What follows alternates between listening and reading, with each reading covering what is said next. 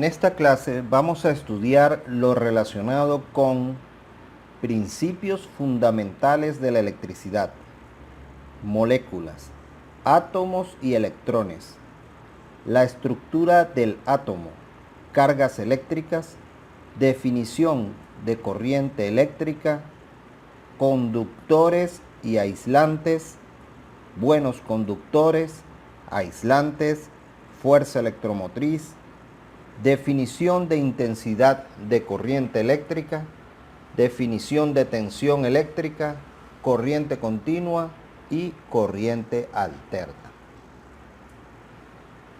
Comenzaremos por revisar las definiciones básicas que se relacionan a la electricidad y el magnetismo. Es importante, como en toda área de conocimiento que se inicia, que comencemos por definir aquellos aspectos esenciales que sirven de fundamento teórico en el desenvolvimiento de cada uno de sus temas. Por ello, comenzaremos por definir principalmente lo que es la electricidad, para luego interpretar a manera de autorreflexión cuál sería la importancia de aprender electricidad básica para abordar materias de mayor profundidad en mi formación como técnico de mantenimiento aeronáutico. Así que, ya entrando en materia, ¿qué es la electricidad? La explicación de lo que es y hace la electricidad se remonta al conocimiento del modelo atómico establecido por Newton, donde se describe algo que aún no se ha podido observar, pero que según el comportamiento de la materia ante diferentes prácticas experimentales, llevó a describir un átomo como la unidad constituyente más pequeña de la materia, que tiene propiedades de un elemento químico. El átomo, a su vez, está conformado por un núcleo que contiene protones de carga positiva y neutrones sin ningún tipo de carga. Y alrededor de este núcleo orbitan electrones con carga negativa. De estos elementos, los electrones son los protagonistas en la definición de lo que hoy se conoce como electricidad, pero más específicamente un tipo de ellos que se denominan electrones libres y que son aquellos que se encuentran en las órbitas más alejadas del núcleo del átomo y que por sus características tienden a ser desalojados con relativa facilidad y saltar de un átomo a otro para cubrir necesidades o carencias de electrones. De esta manera, podemos definir a la electricidad como una forma invisible de energía que se produce como resultado de la existencia de unas diminutas partículas llamadas electrones libres en los átomos de ciertos materiales y sustancias, y que al desplazarse a través de la materia constituyen lo que denominamos una corriente eléctrica. Y cuando existe un flujo de electrones, se genera otro fenómeno físico denominado magnetismo, que es la propiedad que tienen algunos materiales de causar atracción o repulsión hacia otros materiales. El magnetismo se puede manifestar desde dos formas de emisión. Uno, por propiedades intrínsecas de algunos materiales que cotidianamente conocemos como imanes. Y la otra, por inducción o efecto producido por el paso de la corriente eléctrica a través de los materiales, y que a partir de este fenómeno específico se derivan una serie de estudios físicos que denominamos electromagnetismo. Toda esta explicación anterior nos puede generar cierta inquietud acerca del comportamiento de la electricidad y el magnetismo con respecto a materiales antes mencionados. Por ello, surge la duda de si todos los materiales se comportan de la misma manera ante la energía eléctrica. La respuesta es no. Por ello, los materiales se clasifican en dos grandes grupos al respecto de este tema: los conductores y los aislantes. ¿Qué son los materiales conductores? Son aquellos que, de acuerdo a su constitución molecular, permiten el flujo fácilmente de la corriente eléctrica, siendo algunos mejores conductores que otros. Algunos ejemplos de buenos conductores eléctricos son el hierro, el mercurio, el oro, la plata, el coltán y el cobre. Hasta ahora, el oro y el coltán son los materiales descubiertos como los mejores conductores. Por esta razón, las pistas de microchips y circuitos electrónicos de computadoras y equipos de alta tecnología son construidos con estos materiales para asegurar una mayor velocidad de transmisión de la información y menor generación de calor durante su empleo.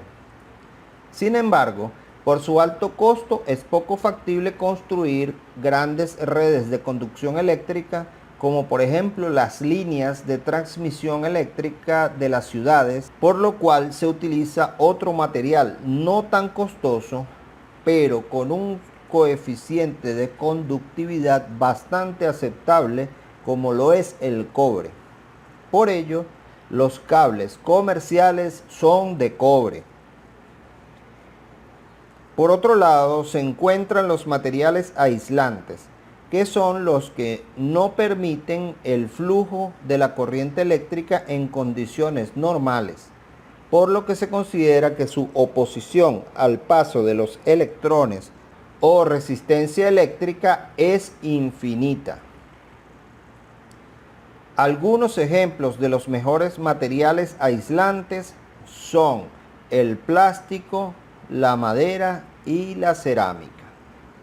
En el mismo orden de ideas, si extendemos un poco más la definición de electricidad y retomamos los conceptos que hasta el momento hemos estudiado, debemos resaltar que el flujo de la corriente eléctrica a través de los materiales conductores genera un campo magnético y su estudio se denomina electromagnetismo. El electromagnetismo es la teoría física que unifica los fenómenos eléctricos y magnéticos en una sola teoría, cuyos fundamentos son obra del químico de origen británico Michael Faraday, pero fueron conceptualizados por primera vez de modo completo por el científico escocés James Clerk Maxwell.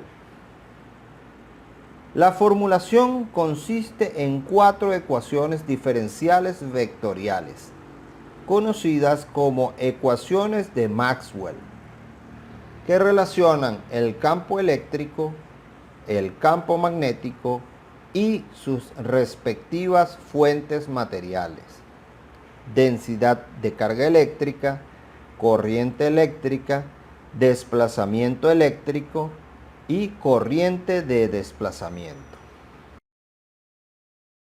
Retomando las definiciones básicas relacionadas a la electricidad, es importante resaltar que la energía eléctrica se descompone en muchos parámetros y magnitudes que definen su comportamiento e interrelación con los materiales. De ellos, los más representativos son 3. El primero de ellos es el voltaje, el cual es la fuerza eléctrica producida en un circuito cerrado donde ésta hace que las cargas vayan desplazándose de un punto a otro. También es conocido como FEM o fuerza electromotriz, principalmente cuando nos referimos al diseño o características de fuentes de alimentación.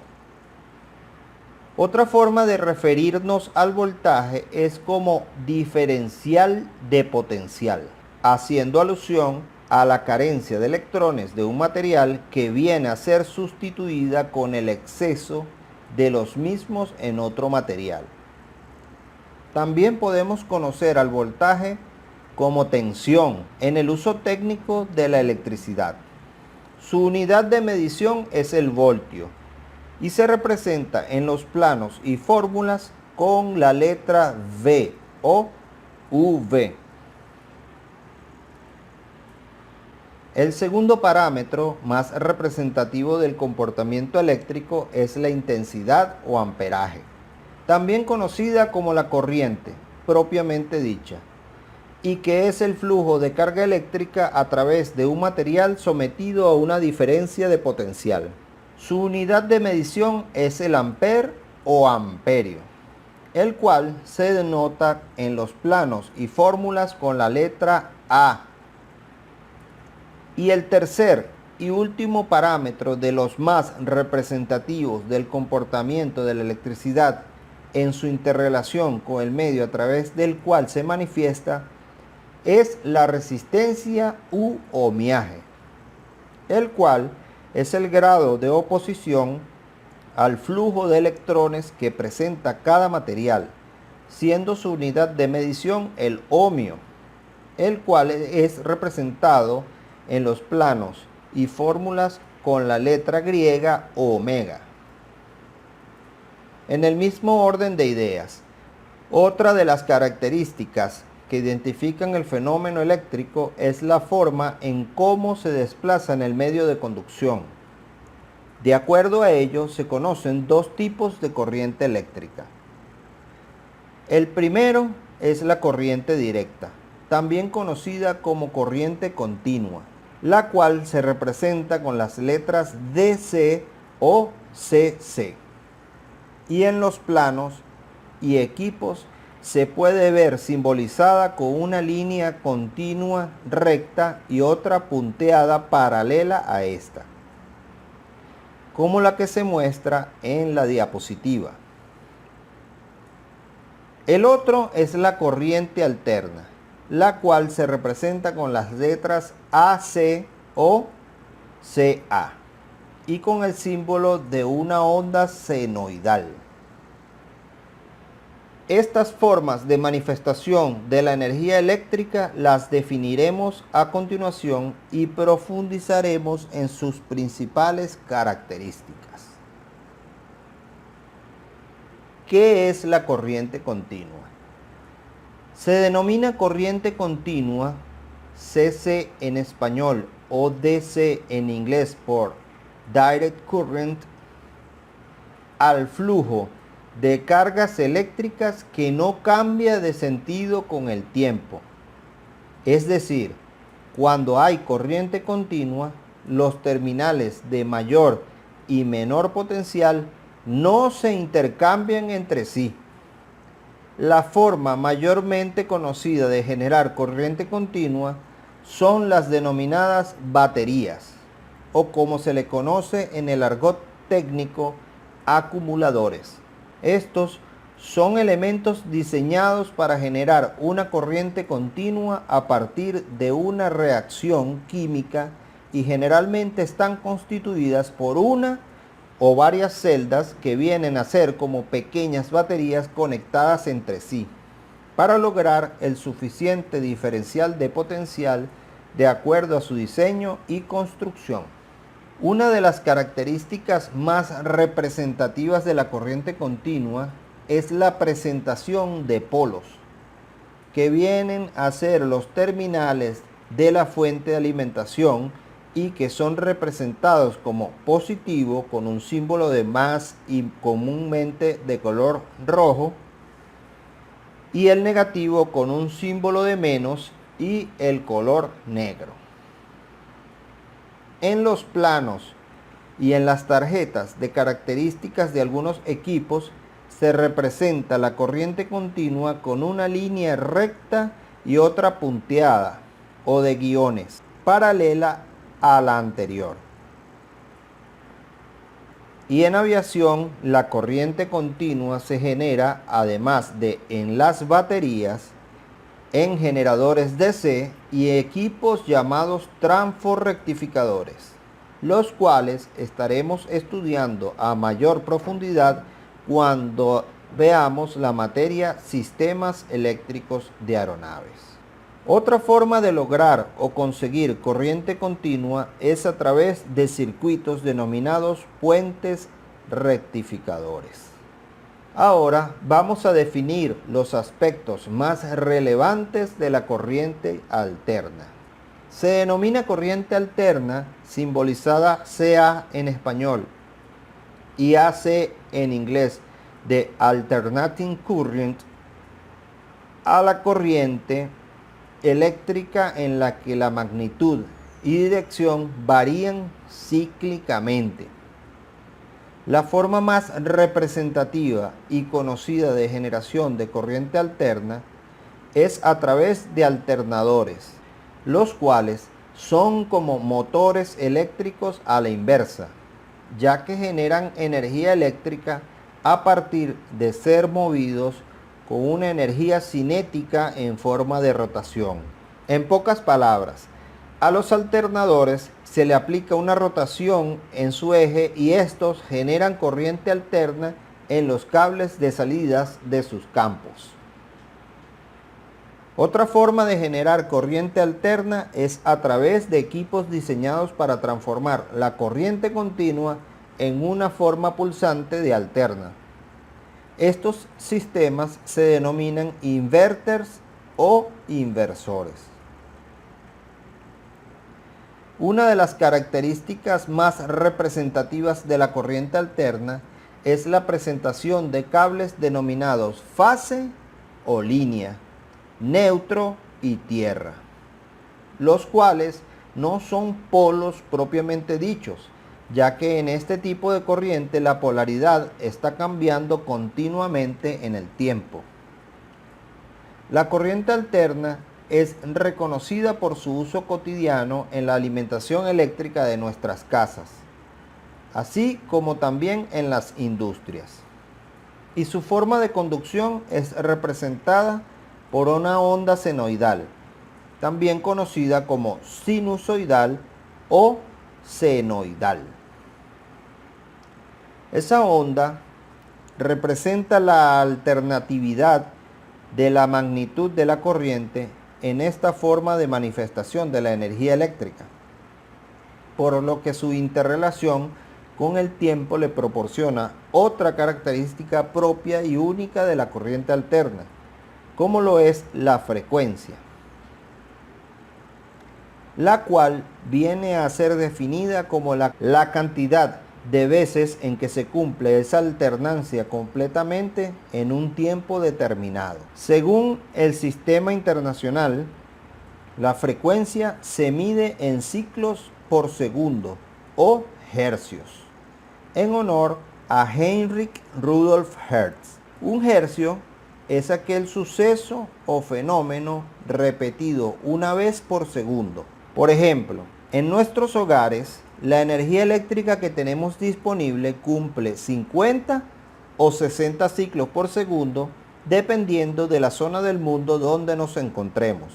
En Venezuela es de 60 Hz. Sin embargo, en aviación se ha estandarizado que la corriente alterna utilizada es de 400 Hz. Con esta explicación hemos llegado al final de nuestro primer tema, esperando que haya sido de su agrado y que haya existido una transmisión de la información de manera satisfactoria. De igual manera les recordamos que refuercen la información aquí presentada con los materiales didácticos y teóricos recomendados en la plataforma y cualquier duda la expresen a través de los canales asignados para tal fin. Muchas gracias por su atención y nos vemos en la próxima clase.